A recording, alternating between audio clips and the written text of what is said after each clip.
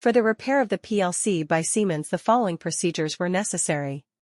Replacement of various electronic components and general cleanup of the unit. For testing, we use 220-volt AC power supply. By activating the PLC, we see the unit responds accordingly, and we see that the screen lights up. No further testing is possible due to the absence of additional units.